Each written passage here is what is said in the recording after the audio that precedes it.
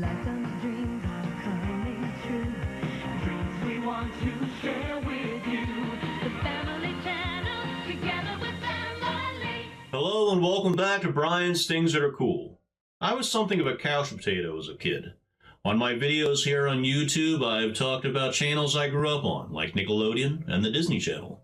But I wanted to spotlight one that's kind of been forgotten, the Family Channel. In 1988, the Family Channel began moving away from their Christian Broadcasting Network origins and started producing their own content to go along with the reruns of classic sitcoms and westerns. The Family Channel did hold on to a little bit of their Christian programming past with airings of the 700 Club, which was part of the contract with Pat Robertson when CBN spun out into International Family Entertainment, shortly rebranded as the Family Channel. Though I usually changed channels when the 700 Club came on. Regardless of how I felt about the 700 Club, the Family Channel was still providing an entertaining and timeless lineup that had an 8-year-old me enjoying every minute.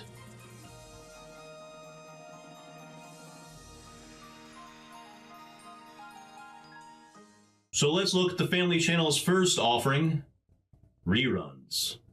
Yeah, I guess it seems odd to talk about other network shows being re-aired, but these are shows I grew up watching and saw for the first time on the Family Channel.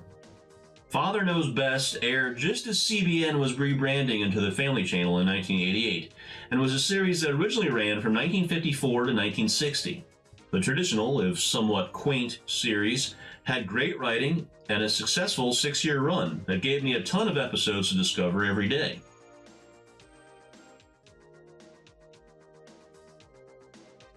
The new Leave It to Beaver was a Disney Channel original that was syndicated to the Family Channel, and while I didn't watch a lot of it, it was nice to see the Cleaver family back for this sequel series. Other syndicated shows from that period included Punky Brewster, as well as a number of animated shows. You've come a long way, baby. Then, as all of the classic sitcoms were being scaled back in favor of game shows and dramas, they still found a slot for the wonderfully campy 1966 Batman series starring Adam West and Burt Ward.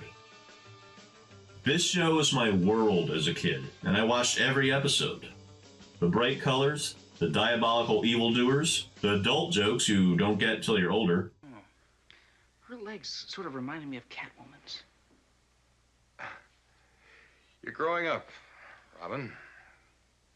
Remember, in crime fighting, always keep your sights raised.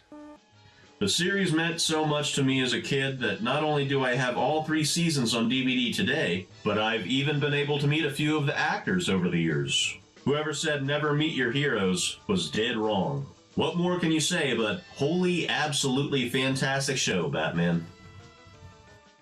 It wasn't all just classic sitcoms. The Family Channel produced their own. This is Big Brother Jake. Big Brother Jake ran from 1990 to 1994 and starred bodybuilder Jake Steinfeld. The show centered around Jake Rosner, played by Steinfeld, a former Hollywood stuntman returning to his former Brooklyn foster home to help out his foster mother and her new set of 5 foster children. Big Brother Jake was the typical style of any family sitcom from the early 90s. Jake had personality, but the rest of the characters could be a bit cliched, as were the situations they found themselves in. And of course, like those other early 90s sitcoms, Jake ended every episode with a moral message. It's just some vintage family-friendly fun with some truly dated fashion and hairstyles. All I can say is, wow. But there has to be at least one show from the Family Channel that's just as great now as it was over 30 years ago.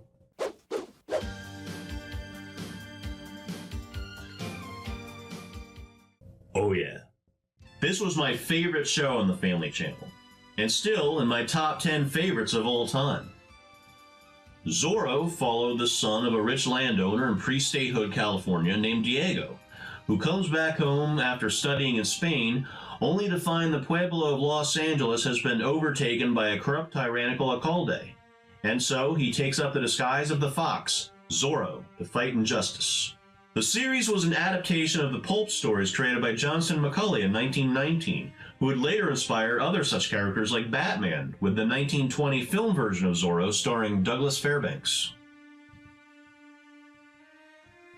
Speaking of other adaptations, one of the most well-known versions of the character is Disney's version from 1957 starring Guy Williams, which I covered in one of my Disney Channel episodes. Thanks to the Disney Channel re-airing the 1950s series the same time the Family Channel aired new versions, I had 2 Zorros growing up. It's clear looking at all of the different adaptations that Family Channel's Zorro was heavily inspired by Disney's. Especially the relationship between the tyrannical villain and his comic relief second-in-command. Sergeant Garcia of the original series certainly lent many traits to James Victor's portrayal of Sergeant Mendoza. Everything in order, Sergeant? No files, no pistols? Oh, this custard looks mouth-watering, senor. I better examine it further. There might be a weapon in the bottom. No, nothing there. Come along, Don Diego. Duncan Ryder plays Zorro this time around and captures the likability and confidence of Guy Williams, but makes the role his own. I especially like the way he portrays Diego, hiding his secret under the facade of a bookish intellectual who skirts any type of danger. The biggest difference between the two is the format of the older version had a serialized storyline, while the 1990 version, with a couple of exceptions, was episodic. Originally, Family Channel was going to use a different character named Antonio de la Cruz, taking up the mantle of Zorro from a dying Don Diego. But luckily, they revamped the series to a more traditional take on the character, though footage from the unaired pilot was weaved into one of the episodes as stock footage. The exciting theme song, on par with the Disney version, was performed by Kathy Campo, Rosemary Clooney's niece. And the show being filmed in Spain makes for some beautiful backdrops to all the action taking place. If you're looking for great characters and swashbuckling adventure, then from out of the night, a hero must rise, with courage that even a mask won't disguise. Just turn to The Man Called Zorro. When Zorro's credits rolled, we moved on to a show about a wacky inventor and his equally strange family. I'm talking, of course, about the madcap genius of Maniac Mansion. Maniac Mansion ducked the conventions of what you would normally see in a family sitcom of the period, and not just because of its plot. Revolving around an eccentric inventor in his extraterrestrial meteorite-powered basement laboratory, Maniac Mansion's sharp wit, pop culture parodies, and meta-humor gave us a show that was way ahead of its time. The show was loosely based on the 1987 video game and ran on the Family Channel from 1990 to 1993. Eugene Levy developed the show and utilized the writing talents of his 1976 to 1984 Canadian sketch comedy series, Second City Television. In fact, many of his former castmates make appearances on the show, including its star, Joe Flaherty, as Dr. Fred Edison, whose inventions and experiments always end up in disaster. In the series opener, one such mishap sees Fred's brother-in-law Harry and Fred's 2-year-old son Turner accidentally genetically modified, with little Turner becoming a fully grown man with the mind of a child, and Harry transformed into a half-man, half-housefly, both staying this way for the remainder of the series. Fred's wife, daughter, son, and sister-in-law accept the new normal and try to keep level heads throughout all the craziness. Fans of the original, much darker, game took exception to Eugene Levy's lighthearted take, but with its homages to classic science fiction and strange brand of humor, Maniac Mansion as a show is its own little odyssey with its own unique personality. Not every show on the Family Channel was a must-watch for me, but I do remember enjoying them when I could catch them. These last 2 shows fall into that category. We'll begin with The Adventures of Black Stallion. For 3 seasons, starting on September 15, 1990, the Family Channel gave us The New Adventures of Black Stallion. Loosely based on the books of Walter Farley, the show was sort of a continuation of the 1979 film adaptation of Black Stallion, as Mickey Rooney reprises his role as Henry Daly.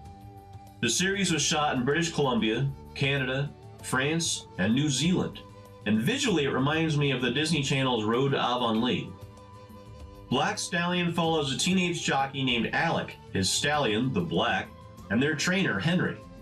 When Alec's father dies, Alec and his mother are left to run the family farm, which along with horse racing, of course, becomes the focus of the series. The performances can be hit or miss, with some coming across as extremely overdramatic, even for the show's overall melodramatic tone. All but Mickey Rooney, who up to that point had been in the business for 64 years. Thus, it's Mickey that really holds it all together. Otherwise, the series can at times come across as a little corny. The plots are fast-moving. An episode will open suddenly with Mickey Rooney having a heart attack or one of the horses getting sick without much development. Yet in typical fashion, the issue is solved in 25 minutes or less. Predictable to be sure, but played with such sugar-sweet schmaltz, it can tug on the heartstrings. And nowhere is that more apparent than in the show's pan-flute-heavy score and its theme song, We Know the Wind. You and I, we know the wind. It's you and I together, racing with the wind. But there is a heart to the series, and you and I together we can find our dreams. And you and I, we know the wind. To close out, let's look at a show that wasn't actually the show that it claimed to be. Rin Tin Tin Canine Cop. Let me explain. Cats and Dog was a French-Canadian series that ran from 1988 to 1993, but was renamed Rin Tin Tin Canine Cop when it aired here in the States. Joining other animal-centered shows on the Family Channel like Black Stallion and The New Lassie, when the show aired here, the dog's name was changed from Rudy to, of course, Rin Tin Tin, or Rinty for short. The character of Rin Tin Tin goes back to the First World War, when a corporal stumbled upon a German kennel with a mother dog and newborn puppies being the only ones left alive. After taking the puppy he named Rin Tin Tin back to the States, he entered him into dog shows, and through some famous connections was able to get him into the silent pictures. The series of movies became so popular that the son of the original Rin Tin Tin's descendants continued the popular franchise, eventually making it into a television show that ran from 1954 to 1959.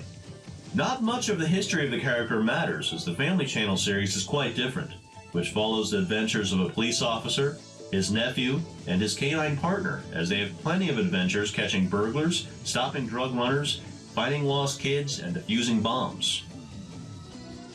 I watched this one a little bit more than Black Stallion because as an 8 or 9-year-old boy I wanted thrilling adventures, and I got it. The action is solid and features some incredibly impressive work from the animal actors. The show has a strong family dynamic and the stories are not afraid to tackle real serious social issues in a realistic manner.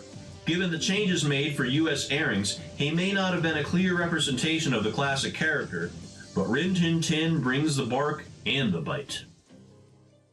But sadly, life moves forward, and like any long-running network, the Family Channel soon changed hands so many times it became unrecognizable, and the shows we all loved slipped into obscurity.